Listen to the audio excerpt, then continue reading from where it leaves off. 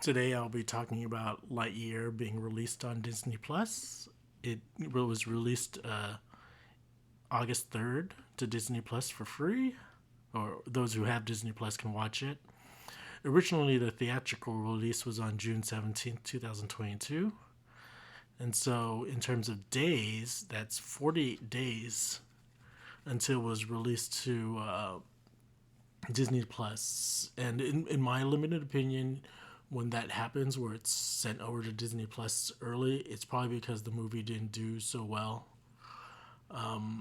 And I think you can look at the box office numbers. It cost like $200 million to make, and it made around 200 million. So in terms of marketing costs and everything, it lost money. Possibly, I could be wrong. But it only took 7 weeks for this to be released in Disney Plus, and it's my opinion that a lot of the movies that come straight to Disney aren't that great. I call it like B-rated movies. These are movies that I think wouldn't do that great in theaters. And some examples of that I've put on here, like Mulan. Granted, it was COVID, but Mulan in theaters. You look at the wiki. I forgot what the release was, but box office wise, it is probably because of COVID. But anyways, it was released to Disney Plus while it was released in theaters. I don't know if it would have done well, you know, if it had been released, post COVID or even pre COVID. I watched it and I wasn't too. It was okay. I'll just say it's okay. And then the next example is Raya, the Last Dragon. It was released onto Disney Plus, maybe.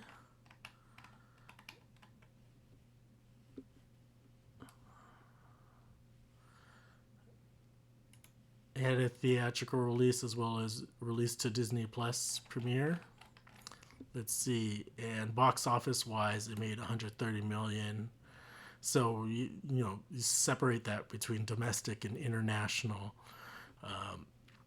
and this is still during COVID. So, but anyways, my point being is, if it wasn't going to do well in the theaters, they were going to ship it over to Disney Plus. And that's what they did with Raya the Last Dragon. The next one is Luca. That one went straight to uh, Disney Plus, and I just thought it was like whatever. Especially since it only had a soundtrack of like one song. Encanto is another example.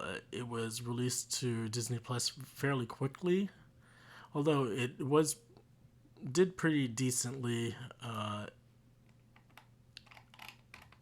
in the theaters. You can see the budget was 150 million in box office, but in terms of domestic viewership, it only made less than $100 million domestically, and so wasn't really huge hits. And so that's my kind of my point is when things go to Disney Plus, especially if it's not after a long time, it's probably because the movie wasn't that great or didn't have a good reception in theaters. And for me, I think these four examples of movies are, yeah, they're just okay movies. They're not like super classics. I mean, Encanto is known very well because of the music, but I've heard it so much that it's like eating peanut butter every single day. I kind of don't ever want to watch Encanto again. So back to Lightyear. Lightyear, it only took 48 days to come on to the here, and so now it's on to Disney Plus. I mean, it's great to get movies like this onto Disney Plus, but it's kind of sad that we're getting not like A-rated movies. We're getting movies that didn't do well.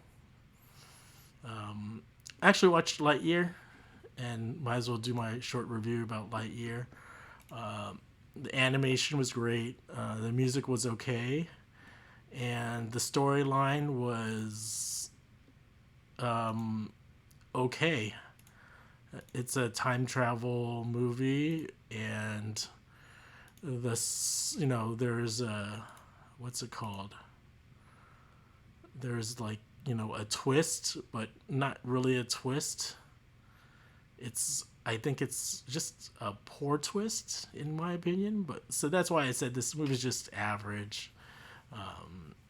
So again, that's just my opinion, and we're it's nice to get new movies, but it's like on both on all these streaming websites like Netflix, Hulu, a lot of the new movies we get aren't like A-rated movies. They're like average new movies that get released onto. I mean, just check out Netflix's top 10. They're not like blockbuster movies. They're just older movies that I don't know.